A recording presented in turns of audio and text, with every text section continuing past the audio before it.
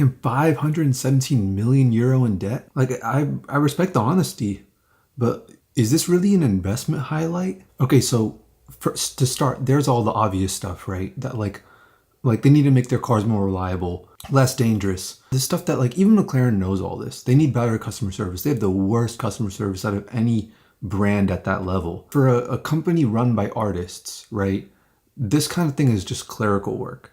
But even from an artistic and like creative standpoint, there's, you know, directions that they could go in. That's actually what I want to get into. And all my advice is basic stuff. It's basic stuff, but it's stuff that like I'm right a lot of the time with it. Like I was telling people in like 2021, bro, the only thing Elon Musk would have to do is make the Roadster. When they dropped the original Roadster, he did the impossible task of using it to start a car company. When Tesla was at their lowest, they unveiled the next Roadster. And that brought them back up and gave them so much hype that like, I mean, Tesla was along for every ride of every crypto, every GME, everything like that. Tesla was right alongside with it.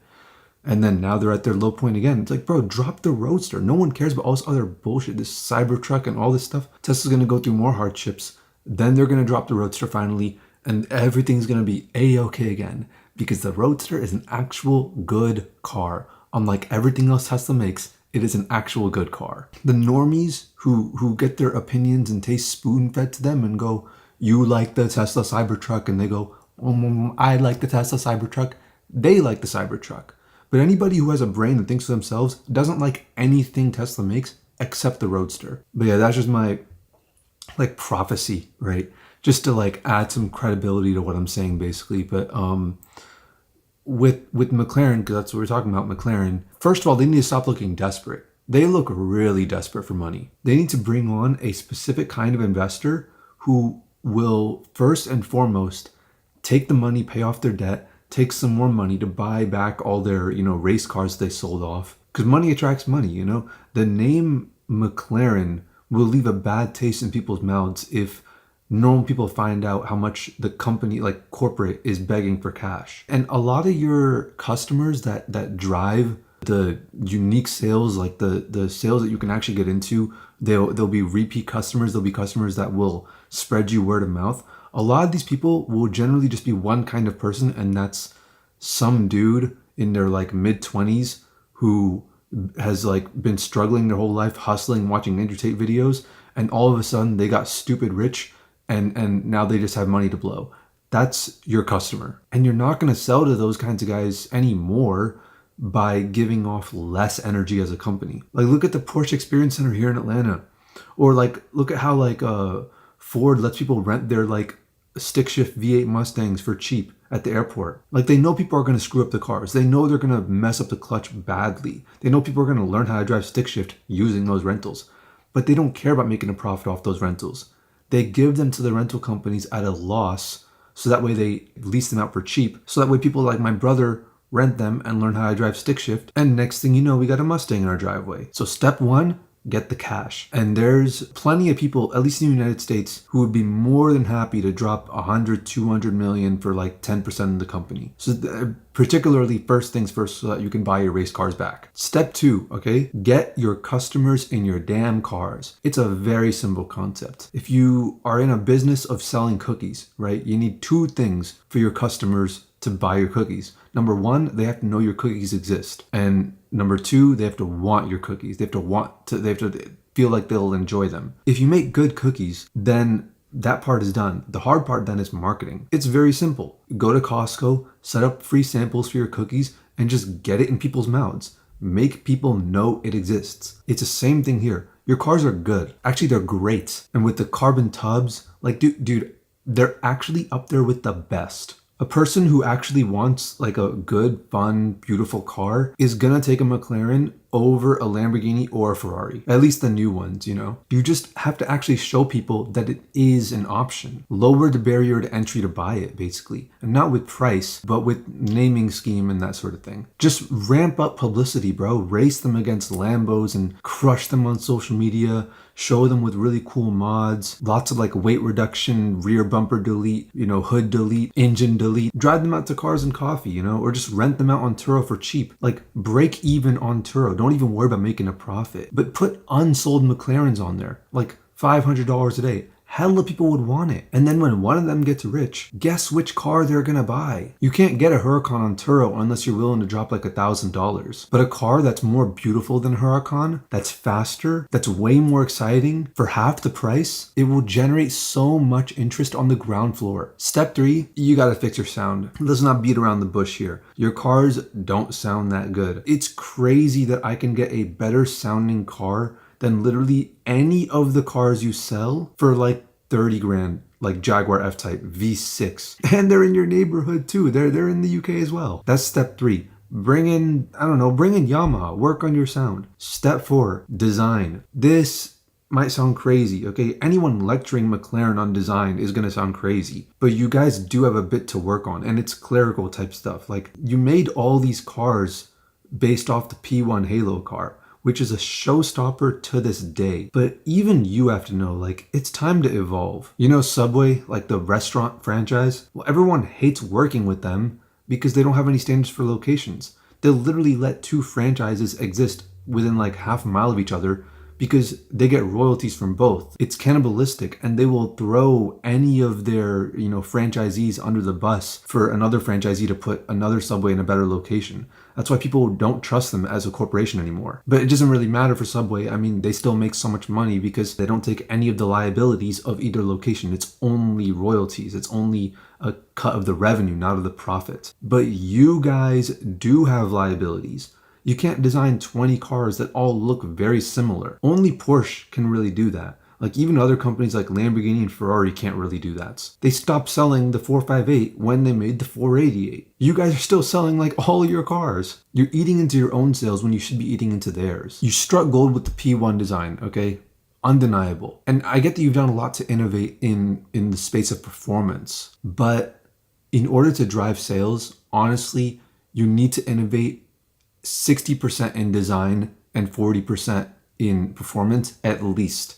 Probably 80-20 actually. When it comes to artistic people, we want to push the boundaries, but the masses, which are your main customers, the normal, boring people that just want approval. They just want things to sound like a good idea so that they can do that idea, whether or not it's actually a good idea to begin with. You don't need to actually have a fast car, to be honest with you. You just need to convince everyone that you have a fast car. Like, look at the GT86. Slowest car imaginable. I literally owned a Raptorized Subaru WRX. Dude, it was slower than the Camry we had before that. You look at any of these other companies, by the way. I mean, like, you guys have not been in the space for that long. You don't have the history that like Ferrari does. Just in the time that you've been around, look at like when I was born in the year 2000, Ferrari was already making cars that were like 400, 500 horsepower, like really good numbers. And the difference between, 500 horsepower to 600 or 700 horsepower truly isn't that big of a deal. Like, in all honesty, you really can't use all that horsepower on these roads. The technology's evolved so unbelievably fast. If Ferrari comes out with a car that's 550 horsepower, they've been doing this for so long, it genuinely means nothing. But Doug DeMuro's still gonna go on and make a video on it and go like, and this Ferrari has 550 horsepower. He's gonna say it like that, like accentuating every little syllable, because that's what he does in every single video. Like, this literally, like, I was just watching a video where someone just in it said the phrase $1 million, and $1 million isn't even a lot of money anymore. Everyone's heard that phrase so many times, and you'll notice this if you pay attention, but it's like anytime anybody in a YouTube video says the words $1 million, they always have to say it like $1 million. It's always so exaggerated every single time. This is genuinely what sells cars. This is what people want. People like me who pay attention to these things and who go like, yeah, it's $1 million. Like, it's not the first time I've heard that phrase in my life. It's not like such a mind-blowing, oh my God, this car is $3 million? Dude, there's cars that are $50 million. Like, it's not a surprise anymore. I'm not your target demographic. I'm the kind of guy who would buy your car whether or not you guys do good marketing, because I actually love your cars. Marketing people like me, the way that Porsche does, because Porsche is a different business model, to get you locked in their ecosystem and learn everything about Porsche and become autistic and obsessive over it. Porsche can market to people like me. You guys marketing to me will not make me buy one of your cars. I'm already planning on buying one of your cars when I get rich anyways, whether or not you do any marketing for it. Spending money on marketing to people like me is a waste of your time, a waste of your energy, a waste of your budget. You need to market to the masses. My point to all this is you don't actually need to have impressive cars. You put all your effort into making truly impressive cars. You don't need to put that much effort in. You could take some of the effort and put it into making your cars look more impressive than they actually are. The point that I'm trying to make here is the normie masses are not impressed by things that are actually impressive. They're impressed by things when people tell them that these things are impressive. The reality of the situation doesn't actually convince them to buy something. The packaging makes them buy things. It's like you look at all the people that just like get on their phones and just like zombie mode every single day, like watching Mr. Beast, like numbing their brains, frying their brains to like sensations of awe and wonder and you know, that kind of thing. They're not living in reality. So don't market the reality of the situation. The reality is you make better cars than Lamborghini and Ferrari. The reality is you could charge 100K more than them for your cars. But your customers, like the masses or your potential customers, are not living in reality. So don't market in reality. Like Doug DeMuro could easily, in one of his videos, he could be like, yeah, this car is 550 horsepower, anyways, moving on to the interior. But he doesn't do that. He's going to stretch it and milk it and do all that stuff because he knows that his audience is not creators, they're consumers. You need to have people on your marketing team that just immerse themselves in like, consider that they can handle it, you know? Because a lot of people can't handle it. A lot of people are like, oh yeah, I don't download TikTok. No. You should be able to download TikTok and be able to dive into it and get addicted and use that to your advantage if you're in this kind of position. Because then you know you're really built for that job, you know? Your marketers should at least some of your marketing team, at least like 2 or 3 people on your marketing team should dive into the zombie mode, NPC consumer culture and learn everything about it. Learn the psychology of it, you know? You don't need to, like, it's great what you do, but you actually genuinely don't need to like make marginal minor improvements every car and then show off like, hey, look at how much we've eclipsed our competitors. It doesn't sell cars. Like Ferrari has 4-seater wagons. Aston Martin has 4-door sedans. Lamborghini sells go-karts. You gotta diversify your product line a little bit, okay? Sell one car for one kind of purpose for one kind of customer, and then sell another like high-performance track car, and then sell another like straight line car, and then sell one touring car, and then like sell one all-rounder entry-level car, and then sell one all-rounder like high-level car, and then sell one no compromises extreme hypercar with like insane like 1,000 plus 1,300 horsepower, you know, just to have it. And screw it, you can even make like a 4-seater car, 2-door, you know, but 4-seater car, so I can like throw my little cousins in the back and like whip like roller coaster, you know? You have certain assets, right? The way that your company's being handled right now, you can't go down from here. Like, I know you can. I know technically you can. But like from a creative standpoint, like there's so, dude, make a stick shift. Just make a stick, like throw caution to the wind, you know? Rather than going like, oh, you know, we're drowning on this side, but we have these like precious little gold bars, P1 and all this stuff, and let's just keep polishing our already extremely polished gold bars. Like, okay, we get it.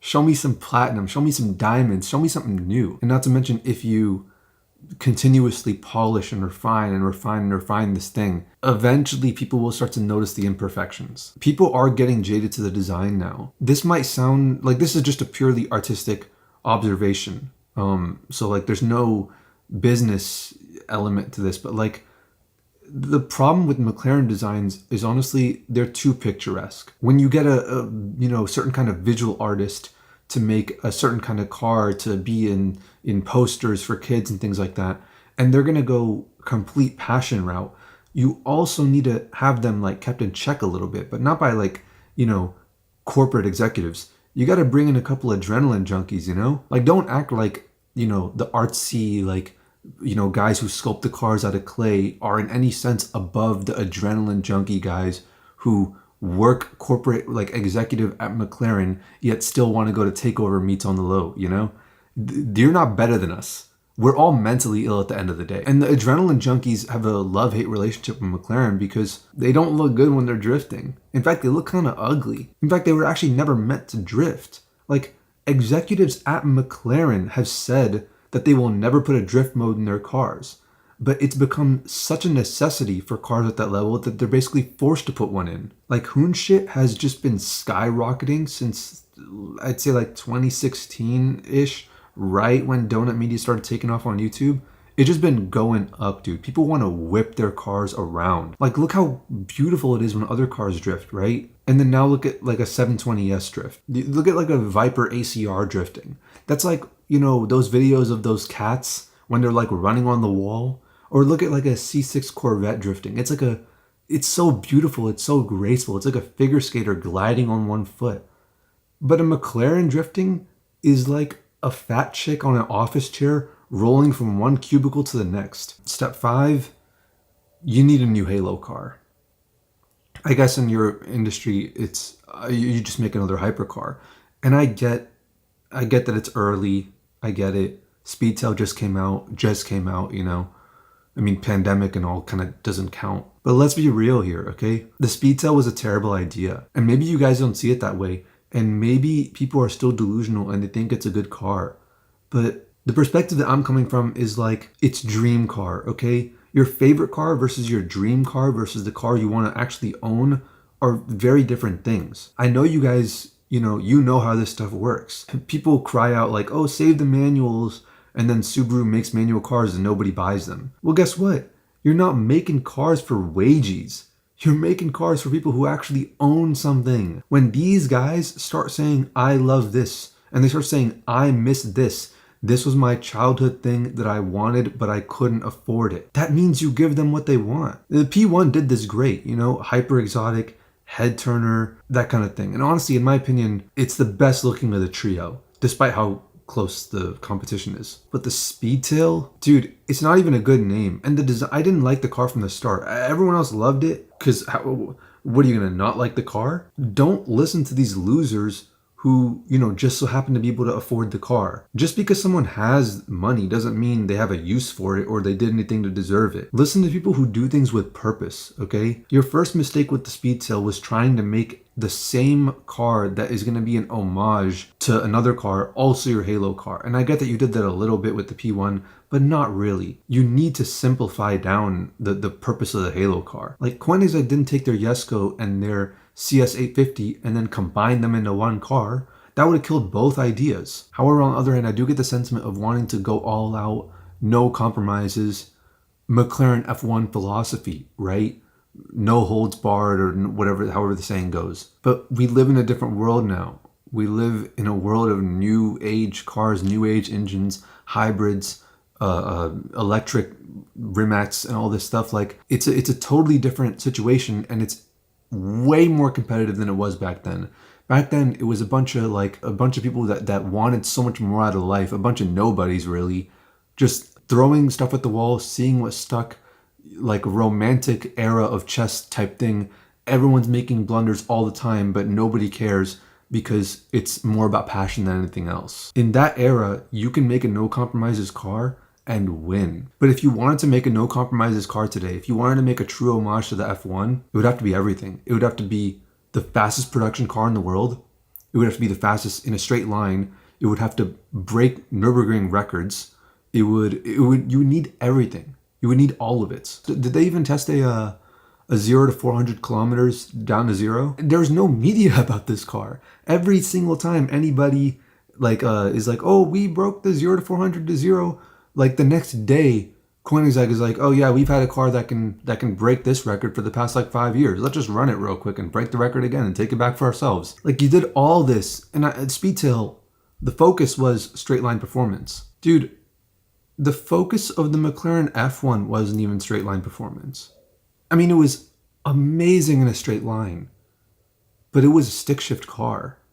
And that's like all these compromises you made. You didn't do a no compromises car. If you did a no compromises car for straight line performance, it would be the fastest straight line performance car there is. But you made all the compromises anywhere and it still didn't break that record. But if you really wanted a no compromises homage to the F1, it should have had a stick shift. And dude, the design of the car. Like, I don't care what these like design YouTubers will say or whatever. I haven't watched any videos on it, but like, I've never seen the car in person, to be fair. I've never actually seen it with my own eyes. Remembering, I haven't seen it in a long time online either because no one ever talks about it. It's such an unmemorable design. It looks like it belongs in Asphalt 7 Heat. It's not even on the App Store anymore.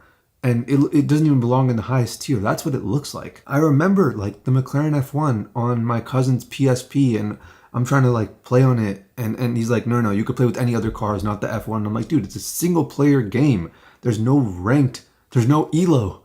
Like, let me play. And he's like, no, I don't want you messing up my digital McLaren F1. You could play with the Honda Civic. Your Halo car, right, is supposed to be the last and hardest car to unlock in a video game. No, I see clips from like racing games and like people drifting and doing all that stuff all the time. I've never once seen one with a speedtail, ever once. And you know why? Because your designers are like, they're like painters, which is fine, but at least have a couple designers in the club who play racing games, who are like obsessed with it, play it all day, every day, play Sims, dirt, rally, like all that stuff, you know? At least have a couple of those guys in there. Because when they look at the speedtail in their game, they'll tell you how ugly it actually is. From the rear especially. Like, look at the rear end of the speedtail and imagine you're racing with this.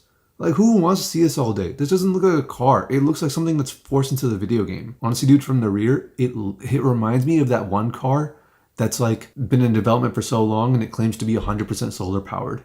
You know the car I'm talking about, right? It literally looks like that. Like, forget the business side of this. Even though, I mean, there's plenty to say about your guys' business side of things. You know, people are, oh, who the hell are you to talk about the business of this thing? Just from an artistic perspective, what are these designs? These aren't monsters to be tamed like the cars that came before them. They're like Instagram fodder at best. Even though, I mean, all Instagram will ever care about is like Supras. So that's step 5, okay? You need a new Halo car. I know it's early, but get to it. Step 6 is on the business side, but there's creative elements to be had there. You need alternative sources of making money. And I get there's a shop, but your shop sucks. Like, Bugatti puts on events for the ultra wealthy. Koenigsegg allocations cost more than the cars. Everyone's just a reseller at this point to collectors. Pagani has exclusive buyers clubs that are like run by the buyers themselves. And just like Bugatti, insider information flows freely at their offices. Rimac is an investment vehicle for people who hate Elon Musk. Ferrari is basically a fashion brand at this point. Rolls-Royce makes jet engines. Hennessy tunes Mustangs and makes their own cars as like a small side hustle. And Lamborghini, I mean, they mass produce so many cars that they can actually cut costs at scale and actually make a profit somehow. And you can't really count them in here because they benefit from being the most popular. They sell cars literally because they sell the most cars. They're like the Drake of cars. Like, people with no personality buy it because they want a supercar and it's the default option. Even outside of cars, every business at this scale needs supplemental ways to make money. I literally just, like, there was this meme from way back in the day on like iFunny or whatever that was like, oh, Starbucks would be a great name for like an intergalactic bank, you know, Starbucks. They're doing it. They're making a bank. Starbucks is basically a bank now. I do have some ideas for how they could create supplemental income with like vertical integration, vertical monopoly in their space. I do have some ideas, but like, I don't want this video to drag on. Reach out to me for like the details if you actually want it.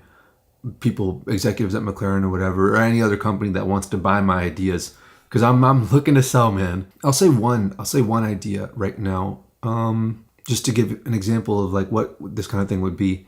Okay, first of all, this would solve one of your problems, which is the maintenance on your car sucks. I mean, that would take a while to fix, but in the process, like on the way, you could build a bunch of maintenance centers all throughout, like, you know, in every major city, you know? So first of all, your cars need it. And having a nice concierge service that like maybe costs the McLaren owner $1,000 a month, something like that. A small price to pay, really. They go there, they have food and drinks.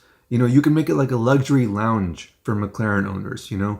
And then you let them keep their cars there. So that way it's like rich people, like let's say they're like traveling or whatever, they want to keep a McLaren in this city and in that city, but they don't want to have homes there. They could just keep their cars in like your garages at your maintenance centers. And then if you keep them plugged in, make sure the battery doesn't die. Make sure that like the battery is also not like, developing all that, like whatever the hell develops on it. And when they're back in the city, you bring their cars out to them, you ship it out to them, and boom, you're now a customer of a new business that you guys have started. Car shipping.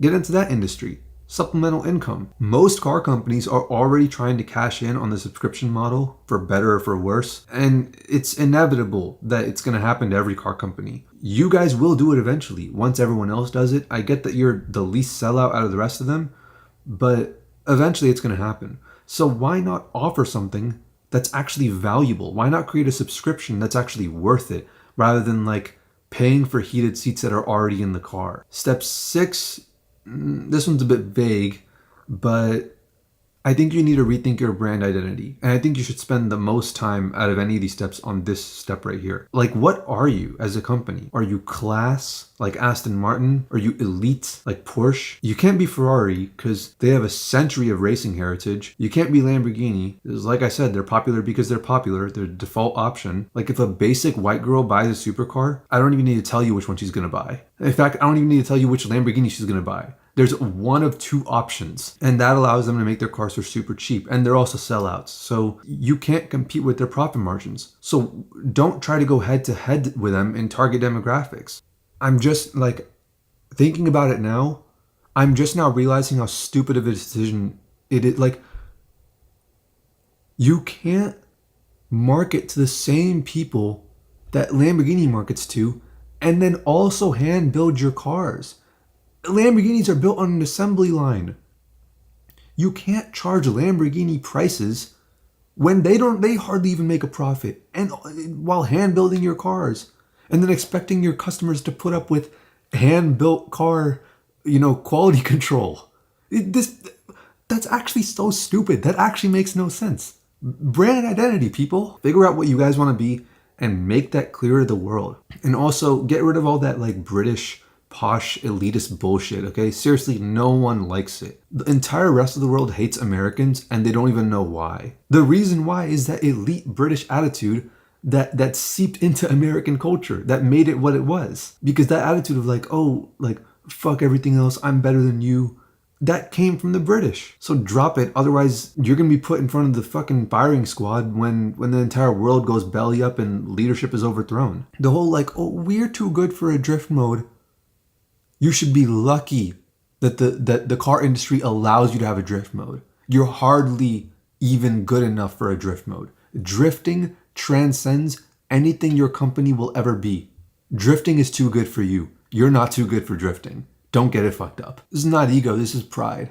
This is a false representation of who you guys are, because even you guys don't believe that you're too good for drifting. If you were too good for drifting, you would also be too good for terrible customer service, or like 10 times worse quality control than Lamborghini. It's crazy to me that like this, and of course I'm looking at it from an outsider's perspective. Maybe it's not like this posh, British, elitist, but it's definitely like we have a high standard of this and this and this, our integrity. And it's like, dude, you overproduce your cars. How does that even happen? You're gonna have the standard for this kind of stuff, and then you're gonna overproduce cars? Like, pick one or the other. I usually don't cuss in these videos, but I'm like getting heated and stuff like that, because it's like, it's frustrating because you guys do so many things so right, like better than any company out there. Your configurator, online configurator, is godlike. Like, genuinely, you only need to fix like 20% of things and you'll generate like 200% more revenue. Profit, I don't know. I don't know if you'd make any profit from that anyways. Complete honesty. I mean, I don't know your business, like on the inside, but I have a hunch like revenue could skyrocket for you guys. It just 20% of the things you guys fix. That's all you have to fix. Like, maybe in order to keep the insane configurator you guys have and also not overproduce cars, don't build them all the way. Go slow. Sell cars to order. Sell cars by reservation.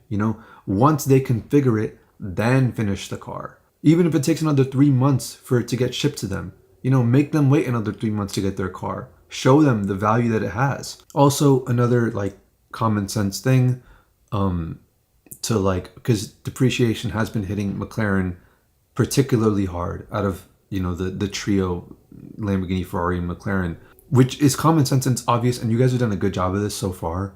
But like, dealerships should not ever be able to charge a markup on new cars, like ever. But they should be able to charge whatever they want, unregulated. You guys don't even need to approve it for used cars, and that'll keep depreciation from getting out of hand. Also, it's like I said earlier, like, you know, go hard with media, show off like mods and things like that. McLarens are too difficult to mod. And like, it's not that I don't mod cars like that, but just from like opening your eyes, you could see this. Like, how many, dude, I've seen at least a dozen Huracans. To be fair, there's way more Huracans on the road, but I've seen at least a dozen Huracans with like rear bumper deletes, you know, twin turbos, giant flames shooting out the sides or the back, whatever. I've seen at least a dozen on social media. Obviously, I've seen 2 in real life. I have not seen a single, not even on social media, not even on the internet. I saw concept art on Google Images. But other than that, I literally haven't seen a single instance of someone doing a rear bumper delete on a McLaren. Actually, no, I think I may have. I'm thinking of the 720S because, I mean, that's the Huracan's, you know, alternative. I haven't seen any.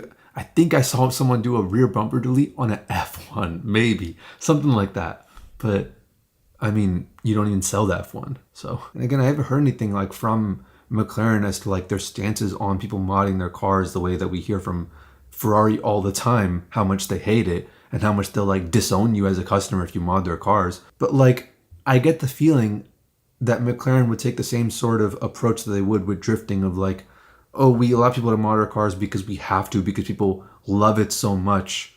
But we're too good for modding and our cars are too good. Shut up. And okay, let me like, full disclosure. When I say McLaren, I'm talking about their parent company as well. I don't know what their relationship is like with their parent company.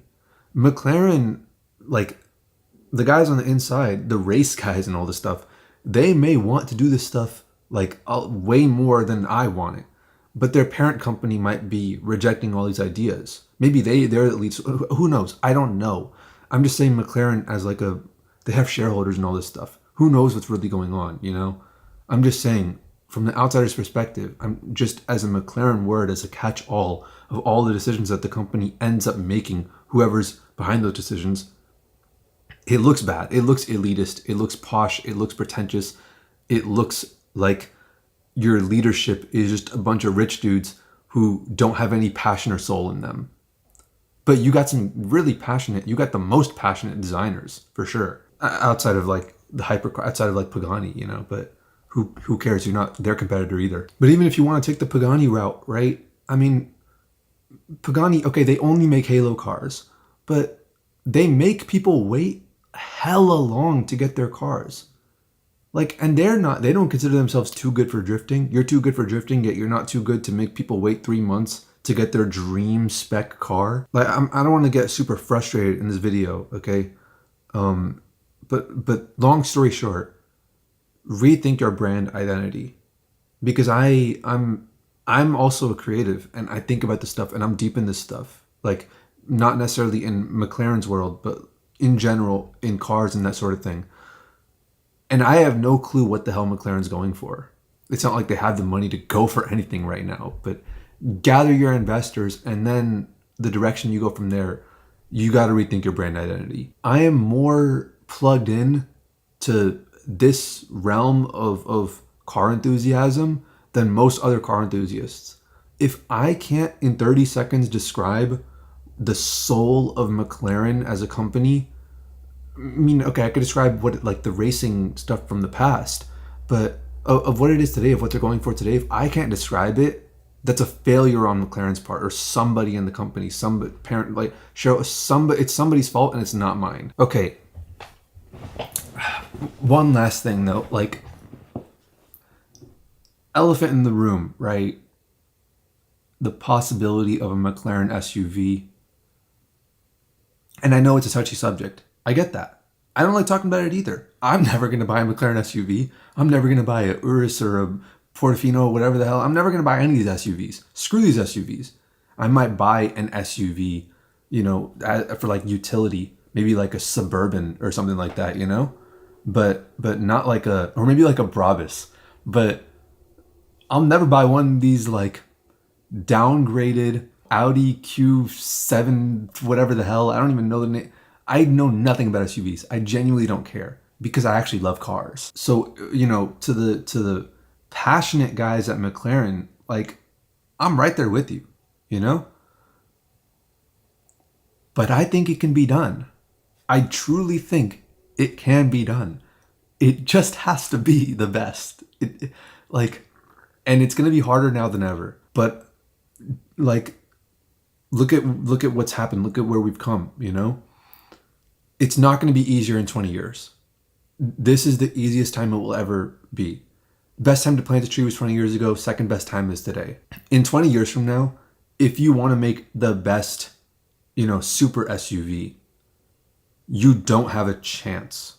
It's gonna be some GM, something like that. They're gonna be doing it, you know? Like, the speedtail honestly made me lose so much faith in like McLaren top level that like I don't have faith in you guys just making an SUV and going in with no brand identity, no philosophy, and it gets beaten by Trackhawks. You can't be beaten by Trackhawks. You can't be beaten by any of them. You have to have the fastest one.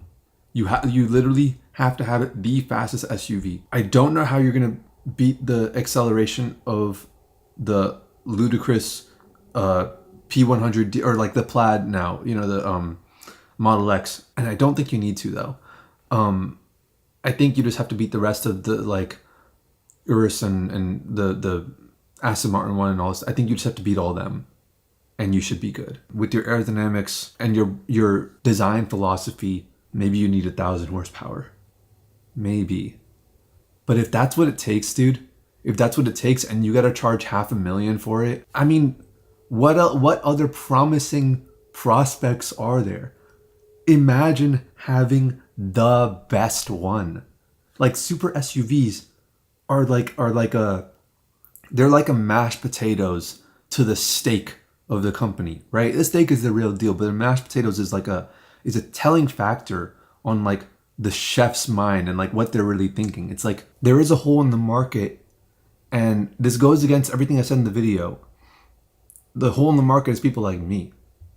Because people like me, like I know I've been tooting my horn this whole video, but like, and I'm not a big timer, you know, but I am a trendsetter. I'm not a normie, you know. I was the first guy on YouTube to point out, like, to make a meme about how every single person that makes a video on a black hole always obligatory has to fold a piece of paper and stick a pencil through it. Original meme by me. Now it floods every single comment section.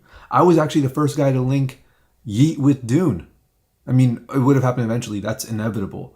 But I was the first, and the song Tell Me on 2093, that's my favorite song on the whole album. I was the first one to really make that connection. Oh, this is soundtrack. And now look at every Dune edit, or like Paul Atreides, like cool little slideshow edit. It always has the same, you know, guys Helm Ohayim, silence, and then the drop to Tell Me. I started that trend, millions of views. And we've been doing this whole time. Me and my friends started the whole like non-fisherman, you know, 16-year-old high school kids wearing Bass Pro Shop hats everywhere, like regardless of the situation, way back in the day. I was one of the first guys, I wasn't a trendsetter with this one, but I was one of the first guys who was taking not only Patreon girls, which was before OnlyFans. We were taking Patreon girls and putting them on Twitch. Like, I am a trendsetter, and my word means something. If I were to buy something, people copy me, people follow my style. And that's where the hole in the market is, because there is no super SUV that stands out above the rest. Like, a bunch of people have the Urus, right? And the Trackhawk is really cool because of like the, you know, videos. Not so much anymore, but like when it first dropped, like before TikTok even really blew up, it was just like crushing all these other supercars on the road and stuff like that, which is like really cool to see. That novelty is gone now. Everything, like every electric car crushes supercars now. So there is no super SUV that stands out to me. There's not a single one that I would go like, per Songway. Did I say Portofino? I think I said Portofino this whole video. That's a different Ferrari. The Pura Songway or Pure Blood, Songway. I think the side profile actually looks a little underrated, but still, I would never personally buy any of these SUVs. None of them are are have any purpose to me. If I want to go fast, I'll hop into 750S at this point. If I wanted the utility of a sport utility vehicle, I would get like a Toyota Sequoia, probably something like that, you know? If you can make the best SUV, like literally the super, like out of these, right? I'm not talking best. You don't have to make it practical and all this stuff. I'm saying if you just go all out, balls to the wall, pedal to the metal, tires to the wires, like philosophy with this, and you just make it the most insane SUV the world has ever seen, but still somehow manage to call it an SUV, like how people can call an Ariel Atom a car and things like that, even though now they're classified differently. But like when people were pushing the boundaries, it was difficult to go like, Slingshot, is that really a car, or is it a, you know? If you can push the boundaries, man, I think that would do it. I think that would bring such a cool factor to McLaren. People would put it in so many rap songs. Like, honestly, I think it would elevate the company and open so many more doors for you, so many more investors, so many more people who want to be a part of the company and go like, I like the direction this is going in. Cars are falling off in general. While we still can, let's make some great arts. Okay, you're not competing with the Cullinan, but a lot of the rich guys are going to still buy a Urus regardless. But you need to capture, like, if you can manage to make an SUV that actually captures enthusiasts, you know, attention enough to where they can actually know the price of it, like where they remember it. Because I don't know the prices of any of these super SUVs. I genuinely have no clue. If you could do that and also keep social media a bit under your control to where no video of like a Model X, you know, destroying the car on a road in like a street race. I mean, those videos will happen.